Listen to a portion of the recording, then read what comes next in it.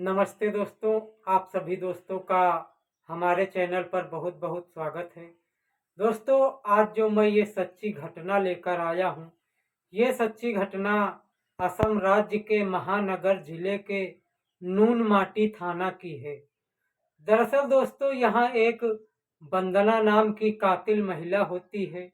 उस महिला ने सबसे पहले अपनी सास का, फिर अपने पति का बेरहमी से कत्ल कर दिया और फिर बाद में स्वयं पुलिस थाना जाकर तहरीर देती है और पुलिस को एक वर्षों तक गुमराह किए रहती है। लेकिन अंततः दोस्तों, पुलिस ने उसका पर्दाफाश किया और उसे जेल की सलाखों के पीछे पहुंचा दिया। तो आइए दोस्तों, आप लोगों को इस घटना से अवगत कराता हूँ कि आखिर उस महिला ने अपने पति और अपनी सास का कत्ल क्यों किया और पुलिस को एक वर्षों तक गुमराह कैसे करती रही। लेकिन उससे पहले आप लोगों से आपका ये छोटा भाई विनीत हाथ जोड़कर विनम्र निवेदन करता है कि मेरे वीडियो को एक लाइक कर देना और मेरे चैनल को सब्सक्राइब कर देना, ताकि मेरा वीडियो बनाने का हौसला बढ़ता रहे और मैं इसी तरह की समाज की घटनाओं से आप लोगों को अवगत कराता रहूं। 29 अगस्त सन 2022 को दोस्तों, एक वंदना नाम की महिला नूनमाटी पुलिस थाना पहुंचती है और वहां पुलिस को तहरीर देती है और कहती है कि मेरे पति अमर ज्योति डे, जिनकी उम्र 32 वर्ष, और मेरी सास शंकरी डे, जिनकी उम्र 62 वर्ष है, ये दोनों लोग घर से लापता हैं। मैंने खोजने की काफी कोशिश की, लेकिन मेरे खोजने के बावजूद भी वो लोग मुझे नहीं मिले। इतना कहने के बाद में वो रोने लगती है और पुलिस के सामने गिड़गिड़ाने लगती है। दोस्तों, अब पुलिस उसे आश्वासन देती है और कहती है कि मैं आपकी सास और आपके पति को पूरी कोशिश करूंगी और जल्द से जल्द उन्हें ढूंढ निकालूंगा। अब पुलिस मामले की गंभीरता को देखते हुए मामले की छानबीन शुरू कर देती है और आसपास के सभी थानों में इत्तला दे दी जाती है और पास के सभी जिलों में भी पुलिस को सूचित कर दिया जाता है और सभी जगह उन दोनों व्यक्तियों की खोजबीन चालू हो जाती है। लेकिन दोस्तों, खोजबीन करते करते नवंबर का महीना आ जाता है, लेकिन उन दोनों का कहीं भी कोई पता नहीं चलता है। दोस्तों, नवंबर के माह में उसी थाने में, उसी पुलिस के पास में एक और व्यक्ति पहुंचता है और वो स्वयं को खोए हुए अमर ज्योति और शंकरी डे का कजिन बताता है और वो भी तहरीर देता है कि मेरी चाची और अमर ज्योति डे कहीं लापता हैं। लेकिन दोस्तों, वो अपनी तहरीर में एक बात और कहता है कि अमर ज्योति डे की पत्नी, जिसका नाम वंदना है, मुझे उसी पर ही शक है कि उसी ने कोई कांड किया है।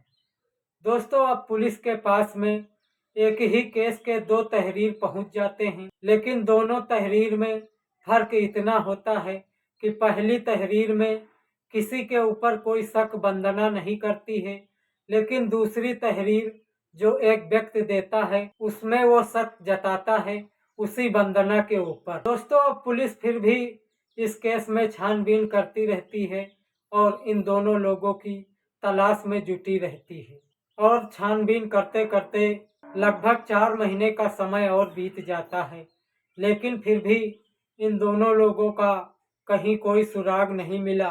दोस्तों, अब समय आ जाता है फरवरी 2023 और फरवरी में वंदना फिर एक बार पुलिस स्टेशन पहुंचती है और पुलिस से अपने खोए हुए पति और सास के बारे में पूछताछ करती है। दोस्तों, उसे पुलिस बताती है कि छानबीन और खोज जारी है। इतना कहकर पुलिस उसे वहां से रवाना कर देती है और दोस्तों, पुलिस अब उस वंदना के ऊपर भी नजर रखती है, क्योंकि उस वंदना के ऊपर दूसरी तहरीर में शक बताया गया था।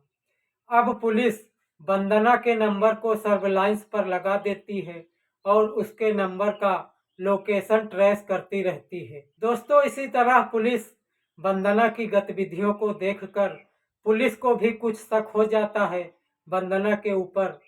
और अब पुलिस वंदना को गुवाहाटी से वंदना और उसके एक साथी को गिरफ्तार कर लाती है और वंदना से उसी केस के बारे में पूछताछ करती है। तो वो अपने एक और दोस्त का नाम बताती है। पुलिस उसे भी तिनसुकिया जिले में दबिश देकर उसे भी गिरफ्तार कर लाती है और फिर इन तीनों लोगों से पूछताछ करती है।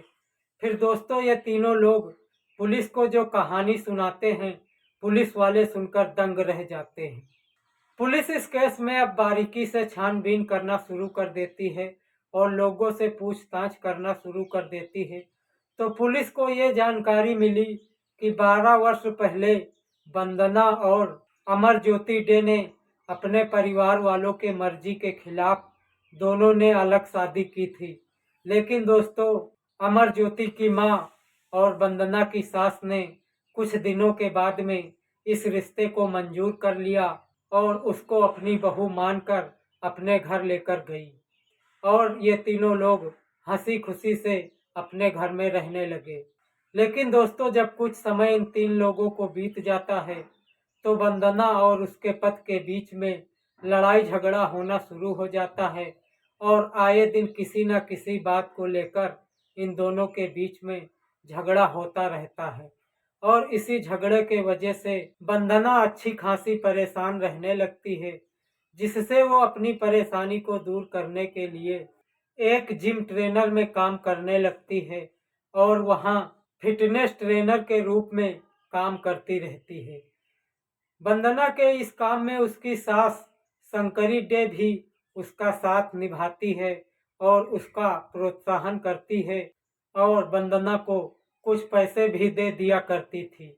लेकिन दोस्तों ये बात ज़्यादा दिनों तक नहीं बनती है और फिर अचानक वंदना की सास शंकरी डे दूरी बना लेती है और उसे अब एक भी पैसा खर्चों के लिए नहीं देती है। दोस्तों अब वंदना काफी परेशान रहने लगी थी क्योंकि उसके पति से तो आए दिन लड़ाई झगड़ा होता ही रहता था। लेकिन अब उसकी सास भी उससे दूरी बना लेती है, जिससे वंदना के मन में कुछ और ही चलने लगता है और वो अब इन दोनों लोगों को अपने रास्ते से हटाने का प्लान बना लेती है। लेकिन वो ये भली भांति जानती है इस काम में वो अकेले इस काम को अंजाम नहीं दे सकती।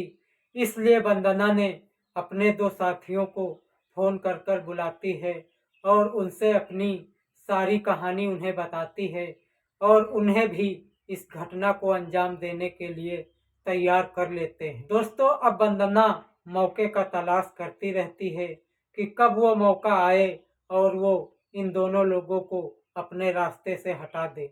दोस्तों वो समय आ ही जाता है। एक दिन की बात है, 26 जुलाई सन 2022 को वंदना का पति किसी काम से अपने घर से बाहर गया हुआ था और घर में उसकी सास और वंदना दो ही लोग थे।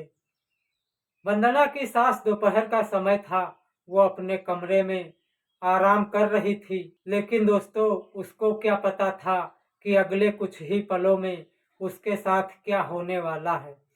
और तुरंत वंदना अपनी सास के कमरे में पहुंच जाती है और बेड पर चढ़ जाती है। वंदना की सास कुछ समझ पाती उससे पहले ही वंदना ने तकिए से अपनी सास के मुंह और नाक को दबा लिया और उसकी सास छटपटाने लगी। लेकिन दोस्तों वंदना ने तकिए को तब तक नहीं हटाया जब तक उसकी सास शंकरी डे के प्राण नहीं निकल जाते हैं। दोस्तों जब उसकी सास के प्राण निकल जाते हैं तो वंदना अपने प्लान के मुताबिक अपने दोनों दोस्तों को फोन करती है और उन्हें अपने घर बुला लेती है।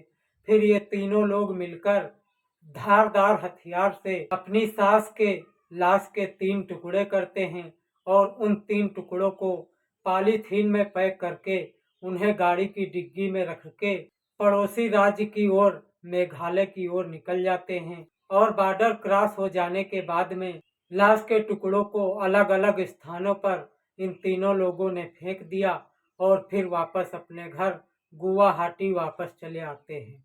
दोस्तों अब वंदना का पति वापस अपने घर आता है और अपनी माँ के बारे में वंदना से पूछता है, तो वंदना कहती है, माँ किसी काम के लिए बाहर गई थी, लेकिन अभी तक वापस घर नहीं आई।